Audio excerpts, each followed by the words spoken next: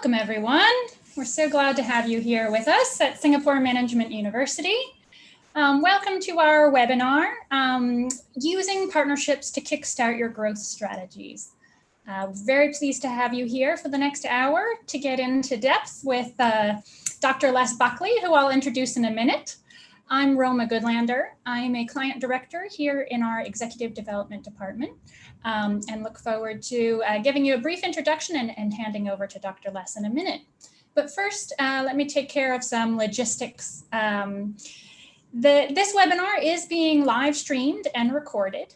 And so we're on Zoom as we're broadcasting from. So we currently have many of you here with us, and we'll be having some live interaction here on Zoom.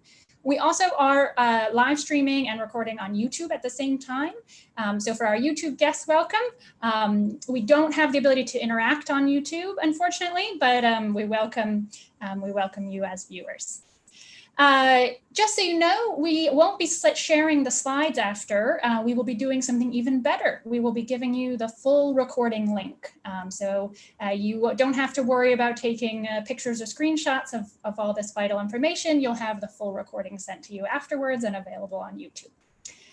All right, so during the webinar, during the content portion, we ask that you keep your microphones muted and your videos off. Just to save bandwidth so that it comes through a little cleaner. And then there'll be 2 Q&A breakouts. And so when we switch to the Q&A, we welcome you to use the chat box to ask your questions. Actually, you should use the chat box to ask your questions at any time. So when you have a question, feel free to type into the chat box. We will answer those during the Q&A section. Be sure to use the send to everyone mode. Don't send to just host, because we want your peers to be able to see your questions too.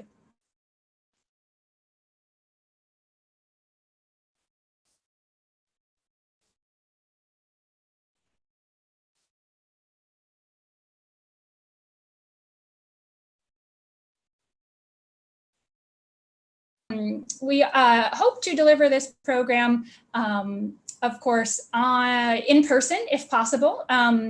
We will offer, ideally, a in-person program with live streaming for anyone who doesn't feel comfortable to come to the classroom. We do have a 100% virtual program backup plan, but we're hoping by the 15th of July that we'll be able to gather in small groups, socially distanced, of course.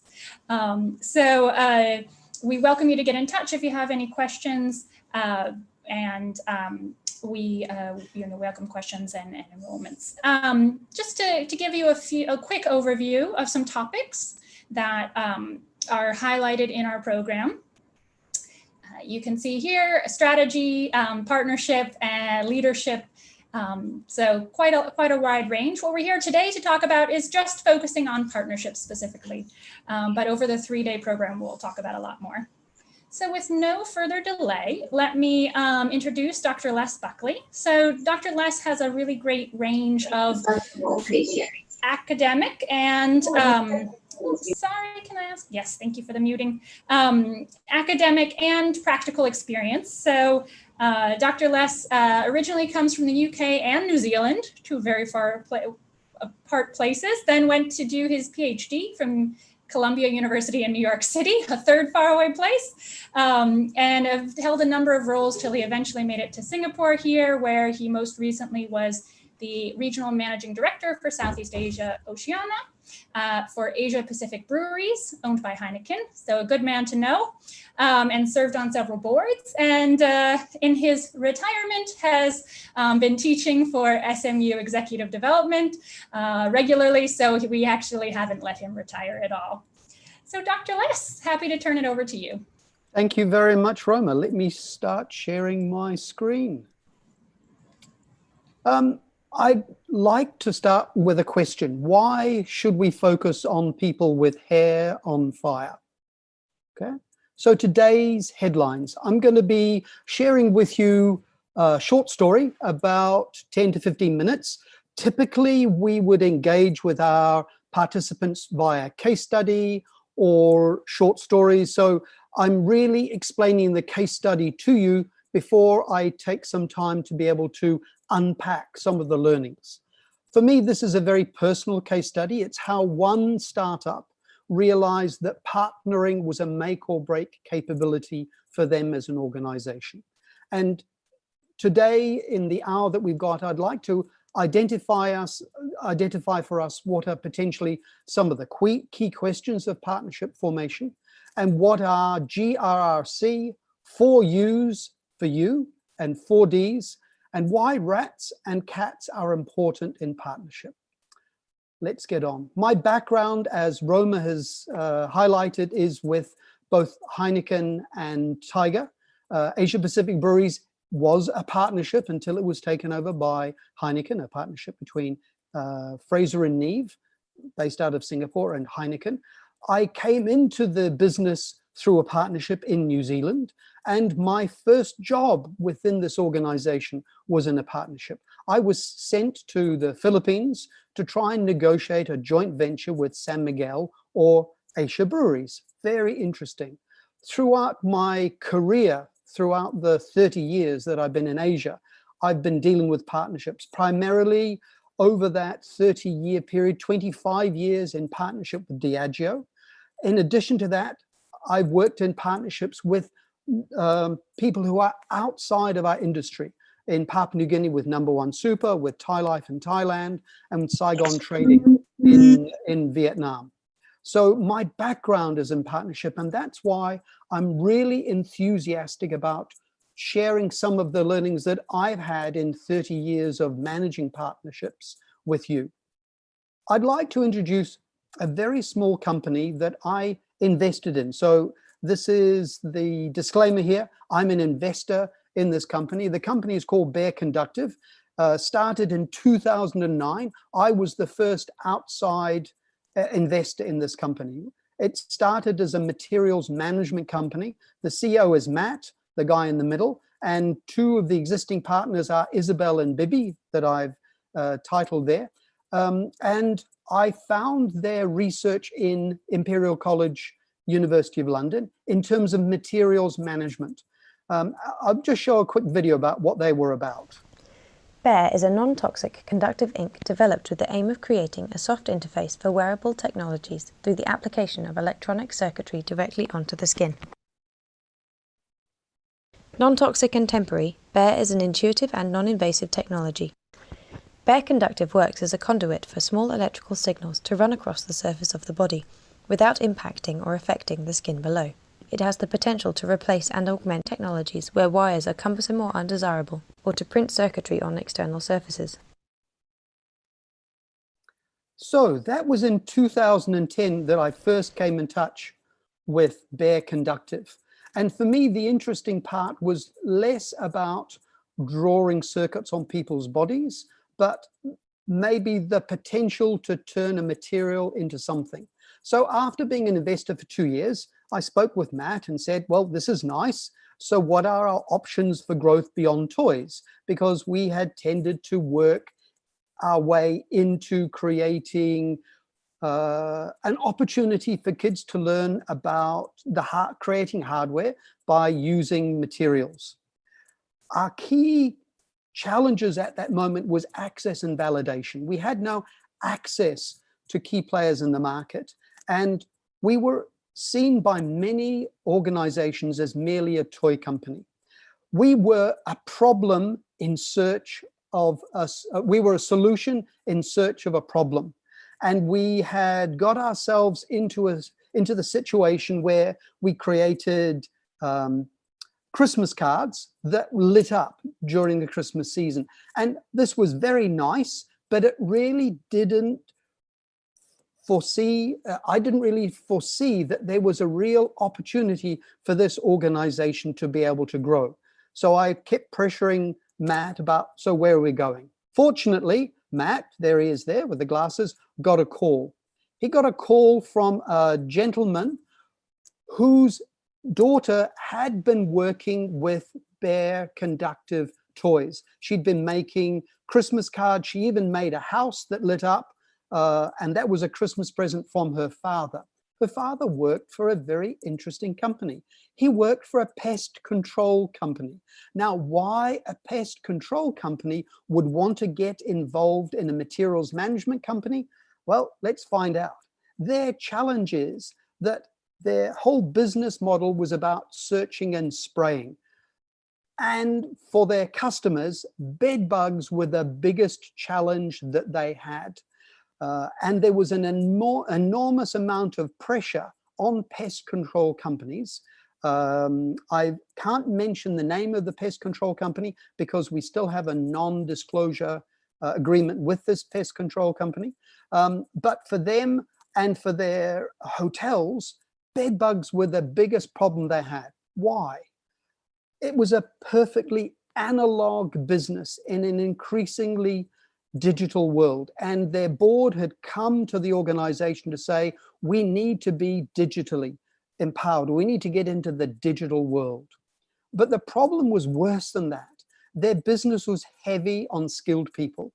But being a bed bug finder, while skilled, is not aspirational. It's not scalable. It took an equal amount of time and effort for every investigation into every single hotel room. There was limited coverage. You could only have your investigator search a certain number of hotel rooms each day. It was reactive. It was very hard to plan ahead because the business, the pest control business, got a lot of phone calls from hotels saying, we need you here now. Worse than that, it was a generic solution where price was a key differentiator. The customer relationships were no better than the business. It was a generic solution. They would go into a tender. There'd be the traditional 3 quotes. We'd negotiate, well, the pest control company would negotiate on price. As a result of that, the service quality deteriorates. There were customer complaints. They would review the suppliers and a new tender would start. This was a very negative equation that this company was going through. They needed to find a way to be able to break this cycle. And they were looking for any particular opportunities to get them out of this. Now, that's very important because I'll raise that. For the pest control company, this may well have been a hair on fire situation. So the guys at Bear Conductive got together, and later on I'll show you a video of how they were able to help. But one of the things that they were able to do was, for objects the size of a bed bug, they could detect 1 or 2 bed bugs presence. That's better than the 50 or 60 bed bugs that a normal investigator could find. It was 2 orders of magnitude quality better. And the pest control company realized that this was fantastic. So we got our team together. They got their team together. Again, I'll bring up this diagram a little bit later on because it indicates some of the potential challenges in terms of dealing with partnership. And they found a fantastic solution. We have a patent, a GB 1812477.6 for a differential pest sensor, one of the first innovations in pest control over the last 40 or 50 years. The company potentially could go from being an analog company with people using flashlights to being a digital leader in the space. Fantastic. But it was a very large corporation.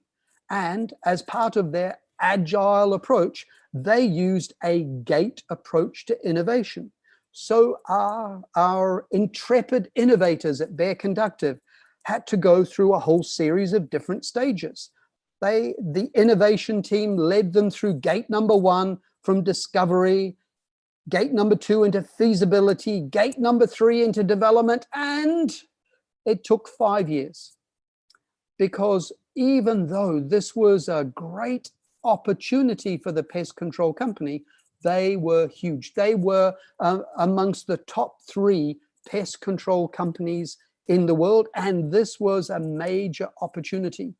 So once we get to the feasibility stage, a couple of things happen. The first thing that happens is Our contact in the innovation team, because he has been fantastically innovated, is poached. Secondly, we hand over from the innovation team to the commercialization team. They don't see this problem as being a hair on fire problem for them. We are put on the back burner. After 5 years of work, and this was in 2018, we were put onto the back burner. We needed to find a way to be able to break through this, but it taught us a lot about partnership. Let me show what Bear Conductive is doing now.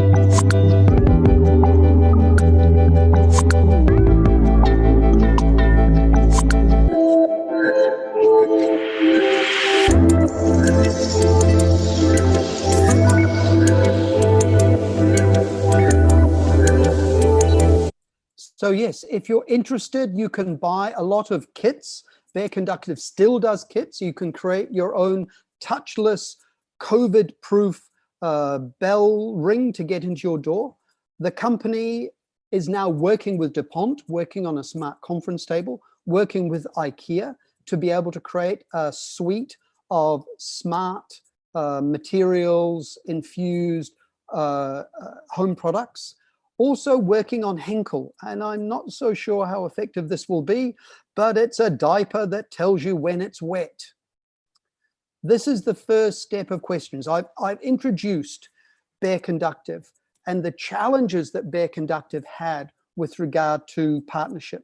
At this point in time, I'd like to stop and to see if there are any questions with regard to Bear Conductive and the partnership of Bear Conductive with our pest control company that I can't mention. So Kevin, hi to you. Hope you're well.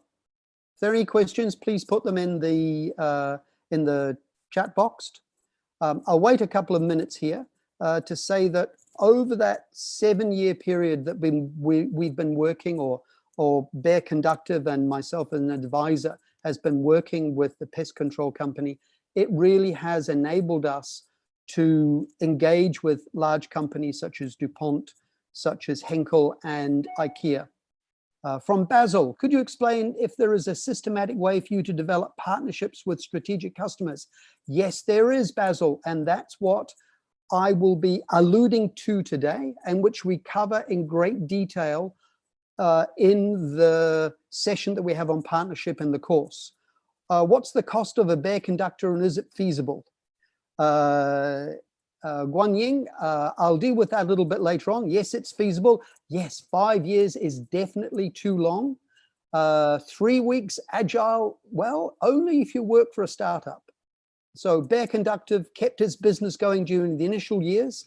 Actually, the way they are generating £1.5 million of turnover at the moment and are break even, it's the kits, actually, it's the toys, it's the things that I thought that were a deflection from their focus.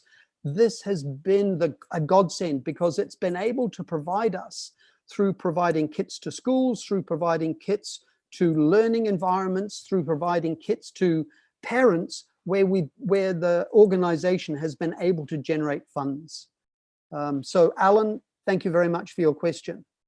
SG, what about pests on crops? They haven't looked at the ag sector yet, but I'll get on to how we could potentially identify that. How do you evaluate the company's value when investing? That's not quite the topic that we're dealing on, but Kevin, I'd be very happy to talk to you about that on the course or after the session.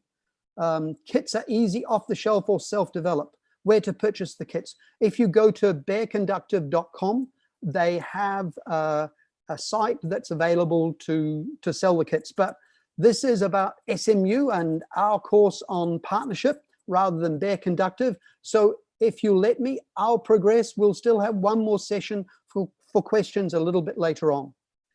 So from my perspective, looking back on this 7-year partnership between Bear Conductive and the pest company, my 30 years of partnership experience, I started to think through partnership to be able to help the startup guys at Bear Conductive think through that. And I think that there are 2 necessary things that everybody needs to do when they start considering about partnership. First is, do you have the will to collaborate? Because as one of our participants pointed out, 5 years is too long. Do you have that will to collaborate? And I'll speak to that a little bit later, next in fact. Secondly, do you have the skill to cooperate? And so the session that we run for our participants through SMU focuses on these 2 areas. I'll talk a little bit about will to collaborate and then the initial skills about cooperation from my perspective in terms of the lessons from Bear Conductive. I learned about hair on fire opportunities from Michael Skock, who's a startup guru in 2018. He said that if you're a startup, you really need to find opportunities that are hair on fire. If the potential customer or partner that you're working with, if their hair is on fire, they will do anything to put it out. If you give them the perfect solution, the fire goes out. But even if you create a brick, they will take that brick and use it to try and put the fire out, therefore giving you great feedback.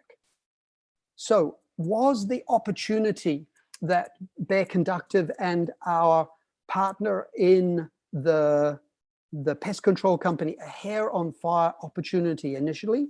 The second thing is there sufficient intrinsic or extrinsic motivation within both partners to make the partnership work? Not only is your hair on fire, because once you put the hair out, you need to have fire in your belly to keep the partnership going.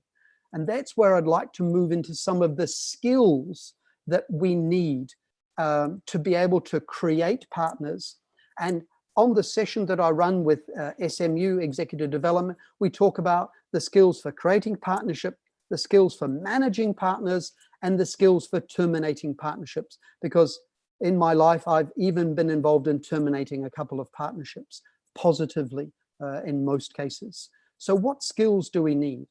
I'd like to highlight for you a framework. This is a very nice checklist of how we can evaluate the potential for partnership. And I'll use this to look at the potential or the partnership between Bear Conductive and our pest control company. First, think about goals. Do the potential partners have common goals for the potential venture? So we're going to talk about goals. Secondly, roles. Do the potential partners offer complementary resources and capabilities, or are they both really good at doing the same thing? Roles. Thirdly, rules. Are the firms compatible in terms of ways of working and culture and organization? How do we create and apply rules? Thirdly, change.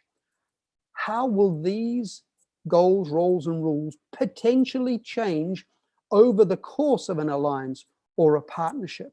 So let's take each of those 4 and and try and use it to unpack our relationship between Bear Conductive and our pest control organization. So how can you identify partners' goals? Well, we really didn't spend enough time trying to identify the desired outcomes and expectations of the future for the whole organization. In fact, at the very beginning, there was only one connection with the pest control company, and that was with the innovation manager. And then as we developed relationships, those relationships were narrowed into the innovation group. And so one of the things that we have learned in discussions with the team at Bear Conductive is, if you're going to engage with partners, ensure that you have an understanding of the firm-wide goals. And not only should you have a single point of contact, but ensure you understand the outcomes and expectations of a wider range of people in the organization that you're engaging with. This is the importance of getting a group of you to talk with a group of them, so that you're able to get a wide variety of views on the potential goals that your partners are interested in. In terms of goals, we're also looking at how we're going to price resources, what determines each side's bargaining power, what value is created by whom, and how you're going to split the returns, and how much skin in the game. And one of the things that we do during this session that I run with SMU Executive Education is we use a case study to be able to spend time to be able to identify and understand how we can use goals to be able to develop potential partnerships. So goals are the first part. In the first session of Strategies for Growth in Asia, we're looking at combined value propositions, desirability, feasibility, and viability. So in terms of that, how can you understand the potential value proposition that the partnership creates for both potential partners? What type of partnership are you looking at? Are you just interested in a cup of tea? Because sometimes some of the best partnerships are just cup of tea partnerships. Networking, sharing information, building relationships for mutual benefit. Beyond that, we start looking at coordinating, where we go beyond a cup of tea to sharing information with a direct purpose. More formal communication, but the structure is a little bit unsure, and that you make separate engagements. You're starting to coordinate, but you haven't yet started cooperating, which for me is the third stage of partnership. It's a structured relationship, longer term joint planning, but while you share resources, you retain basic independence of the moving parts. And lastly, we have formal collaboration, a well-defined legal relationship, MOU and agreements, collaborative structures with formal coordination, joint planning and commitment, shared vision and objectives, joint responsibility. And when we first started within Bear Conductive thinking about what partnership we wanted with this pest control company, the team were thinking of a university-like formal collaboration. And they were starting to think of, how could we structure a joint venture? How could we structure agreements? Do we need to get lawyers? And what I suggested at this particular point was for us to take a step back, to spend our time thinking about what they want out of the partnership. What does the pest control company want out of the partnership? And as a result of that, as an aim for our startup, we've moved away from formal collaboration into paid digitization consultancy. As an organization, we don't want more and more formal collaborations. What we want is more and more paid coordination, paid cooperation. And so the second element that Bear Conductive has learned from this is there are times when actually partnership can be very useful, but it can also be an enormous waste of your time and energy.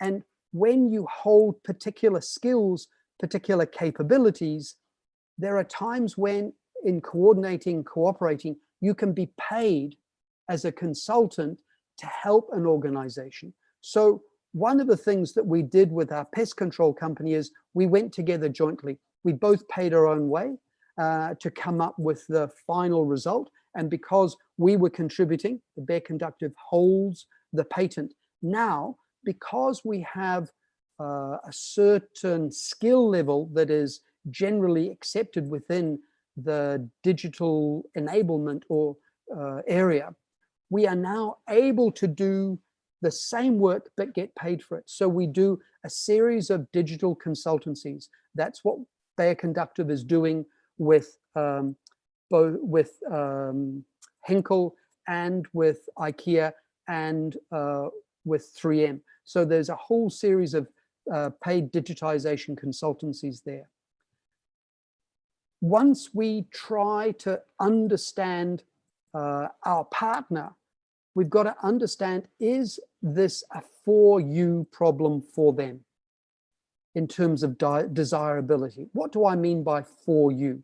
The first part is the problem unworkable?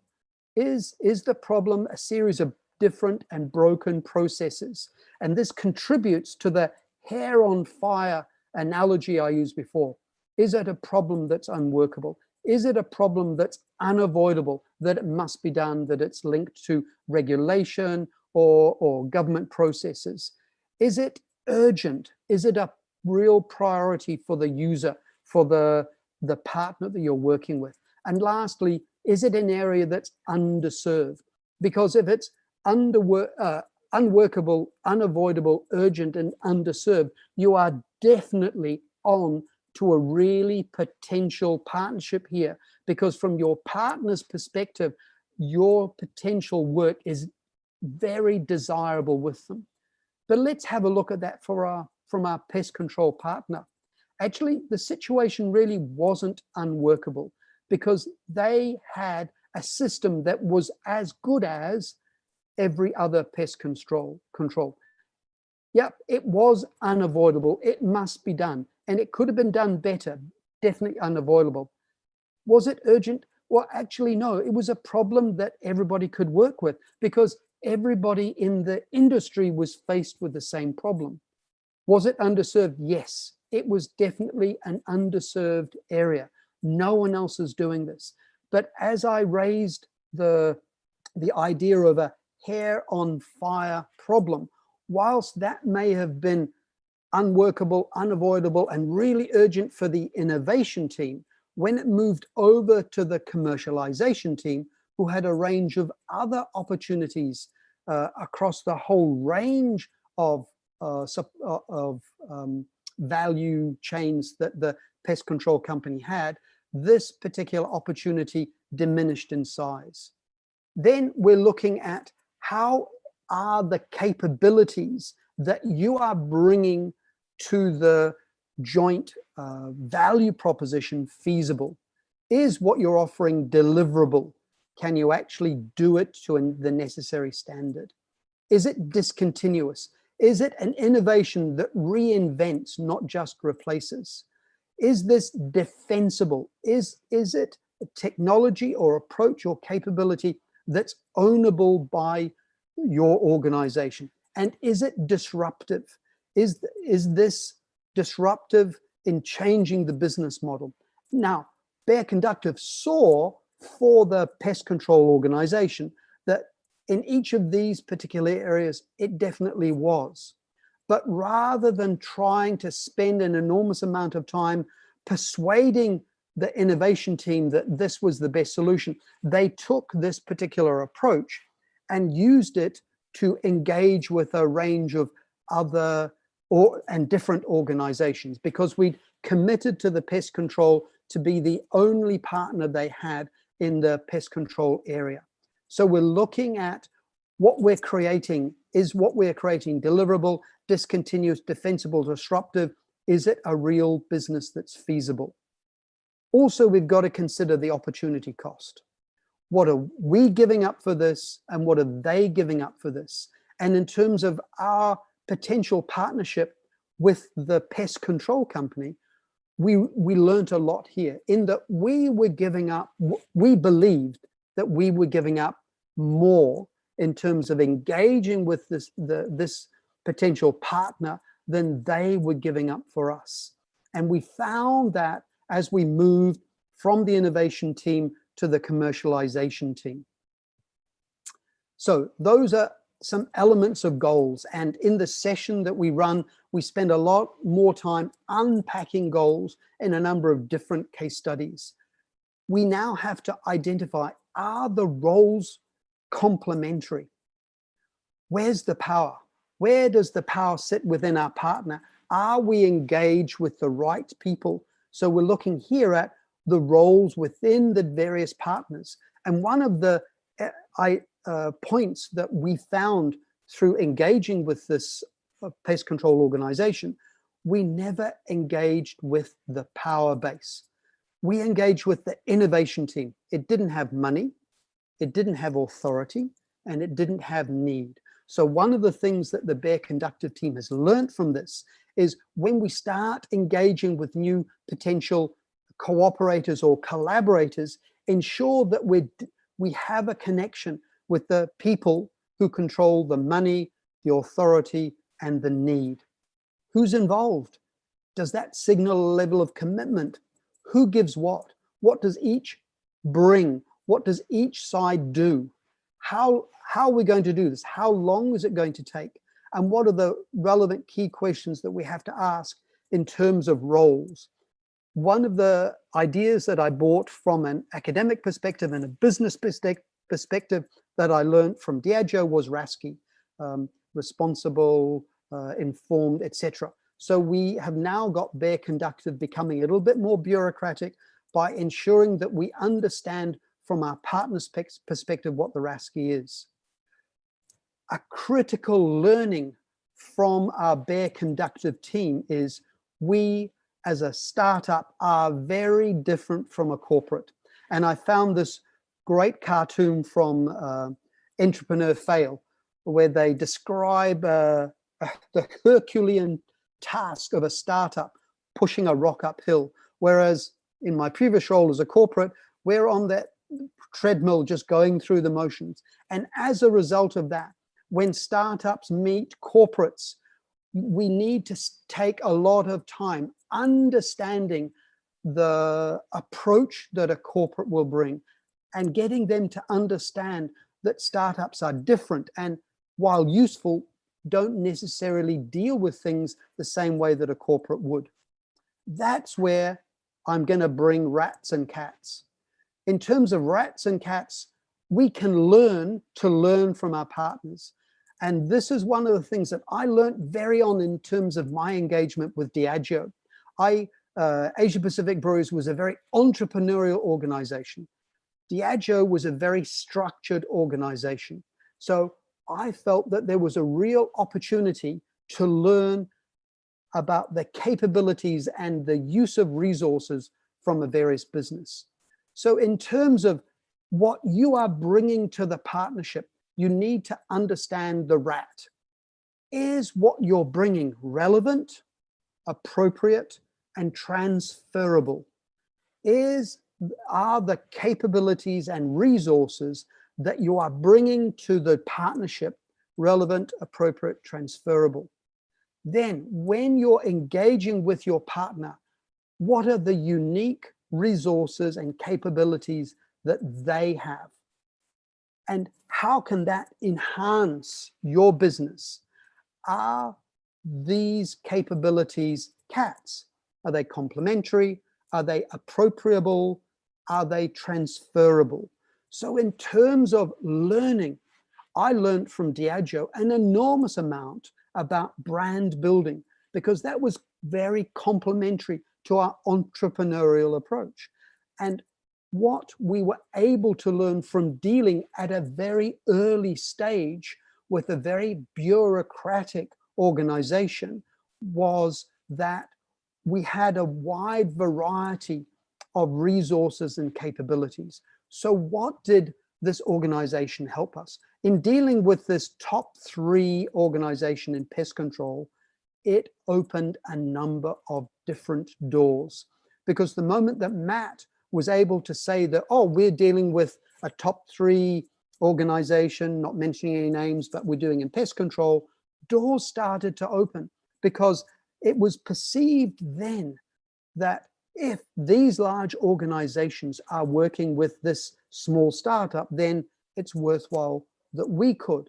And that partnership gave us the relevance and the vindication that we were able to be a partner of such a large organization. We found that other organizations were willing to be partners for us. And so although that relationship was 7 years and has been less than productive, we have been able to learn from it. It's given us validation. It's given us entry to other partners. We've also, as an organization, learned a great deal of different capabilities. A startup is definitely entrepreneurial. It doesn't have many processes, doesn't have many procedures. It's more of an agile Scrum style of approach. And what we were able to do in learning from a very disciplined style of organization is, firstly, we need to understand their way of working for us to be able to work with them. It would be a very unique organization that took the time and effort within the organization to understand how a startup would work and would learn to work with startups. So it was contingent upon us as a startup to learn how to work with large organizations. Hence the ability for Bear Conductive to start building partnerships with a wider range of larger organizations, because we have learnt through failure how they work. The second is the team learnt the GATE approach to innovation. And as a result of that, knew that they needed to expand their range of influence beyond the initial contact and to depend less upon this particular individual to be the person to be able to share ideas within the partner organization, and to develop different links within different parts, finding out where the money is, finding out where the authority lies, finding out where the need lies, so that we're able to link up with a variety of different people within an organization. This leads us onto the rules within the partnership. Basically, culture, bringing together two potentially distinct cultures. So what sort of style will the potential partnership have in terms of communication, management, reporting? Who adapts to whom? In terms of decision-making and conflict resolution, both inside and outside the partnership. Risk profile. Startups are naturally very risk accepting, whereas large organizations tend to be risk averse. Returns, when, how, and how much. So again, in the course, we unpack this a little more in terms of trying to understand and trying to delineate how potentially we can create greater compatibility. Rules are never perfect and contracts are always incomplete. And it's very hard to explain this to the lawyer that drew up the contract. Lastly, one of the things that we have realized is that things change and that there needs to be some consideration at the beginning over how things potentially could change in the potential partnership. What impact could this have? What are potential external, internal factors? What happens if the changes regarding to people or opportunities or resources or corporate direction, especially if you're a small organization dealing with a much larger organization? Change becomes an important risk. And we've seen that COVID is creating an enormous amount of change and risk. And one of the things that has happened in our relationship with that pest control company is almost the entire team in terms of innovation and commercialization have now been let go because the pest control company, because of COVID, especially when it comes to hotels and pest control, they've had two months without work. One of the challenges there is who potentially is being let go, and are your links within the organization being let go? And as a result of that, we found out that we are now able to take the ideas from Bear Conductive to a wider range out there. So when one door closes, potentially another opens, or you can open that closed door, because that's really how doors work. You just have to knock on them sometimes. So in summary, the purpose for me bringing this case to you, now please note, this is not the case that we will be using during the session for strategies for growth in Asia. We'll be using entirely different cases. I'm using this case because it's personal to me and it's something I like talking about. But for me, the summary is that all organizations need to have a partnership capability. We have a range of different capabilities, HR capabilities, production capabilities. Rarely do people understand the need for a partnership capability. So that's the first lesson I've got from this. And in terms of the headlines, partnership, is it a make or break capability for you?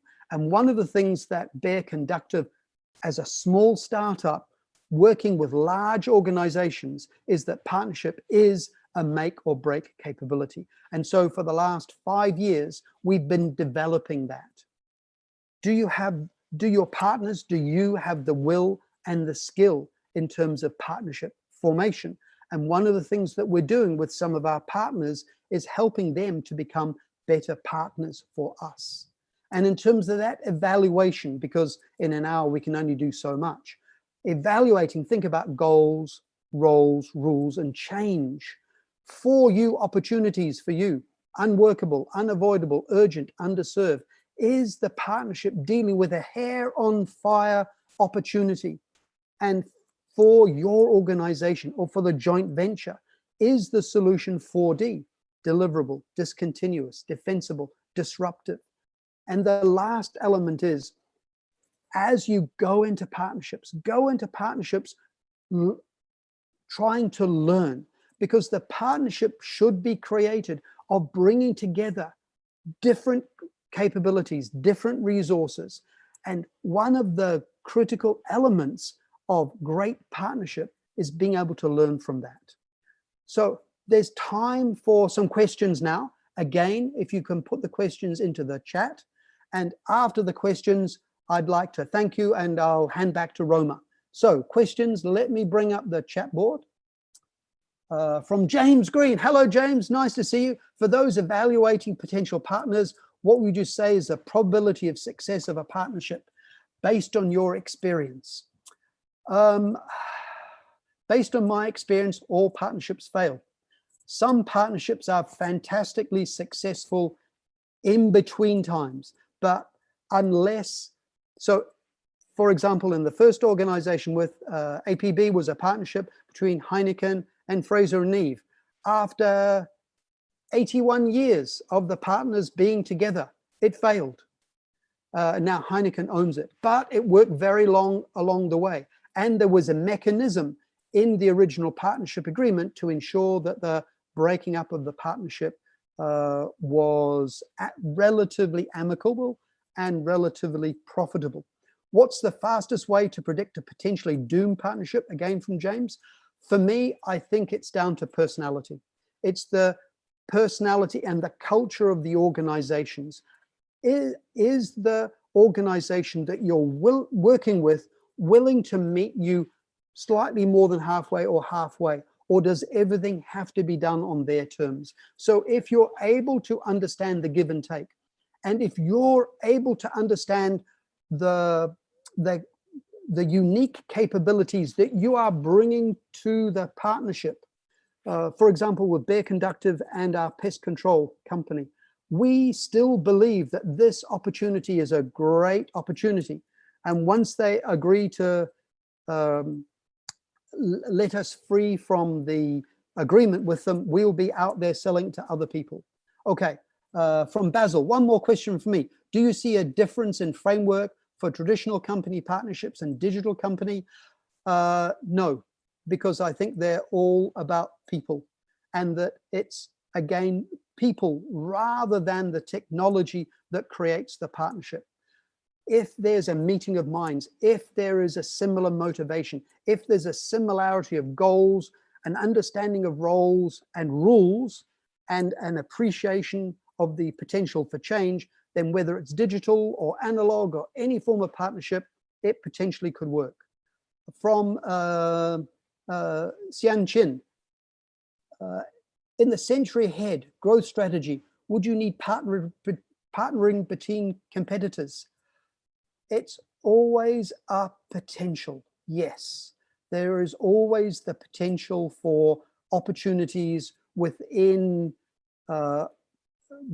within markets for competitors to potentially work together, because today's competitor may not necessarily be tomorrow's competitor if something discontinuous comes along to shake up One of the biggest challenges there is you've spent an enormous amount of time competing with these guys. And if you think of business as war, these are the enemy. You really need to change your mind, and maybe you need to bring new people in to be able to potentially create that partnership with a competitor. From Mansa Zubai, how costly do you think the change of process would be for SMEs if the COVID is a never-ending story and lockouts tend to continue? I am an optimist, and I believe that this is one of a very long range of things coming through. I was in Singapore during SARS. I've been here through a variety of different things. These things come, they will go. We are fantastic at being able to be agile to deal with the challenges of the present. One of the problems is we're not very good at dealing with the challenges of the future, but we're pretty good at dealing with today. So I think we will all find a workaround around lockdowns. So I'm very positive about that. We have time for one more question. If anybody would like to have a question before I hand back to Roma to be able to wrap up the session. We've got a couple of minutes more. In fact, what I'll do is let me go back, see if there are some questions here. The long-term partnership changes when they swap the generations, from Jason Choi. Actually, I think that is a very, it is a very deep and meaningful comment. I came from an organization, APB, that's an Asian organization that had people within the organization for a long, long time. Within Diageo, with Heineken, they went in for this 3-year cycle. We found it really hard to be partners because every 1, 2, 3 years, new people would turn up. We'd have to spend our time and effort bringing them into the partnership. And I think that is one of the critical elements that breaks down partnerships, that personal relationship falls apart, that the mechanisms for overcoming the natural challenges between partners where we can rub shoulders wrongly, those personal relationships break down, and it becomes a real challenge for new people to work within an old partner. From Marcus Kuiper, should SMEs and startups apply similar partner strategies? Absolutely yes, because SMEs and startups will need to partner with people, whether that's just a cup of tea partnership with the government or a cooperation with channel partners. We are all working with partners who are doing things that we do not do. We have to learn how to be able to work with them to get the most out of them. So whether you call your partnership a selling arrangement, or whether you call your partnership coordination or cooperation, or using a supplier like SMU, we're all partners, and we should learn the capabilities of partnership to make that partnership work better.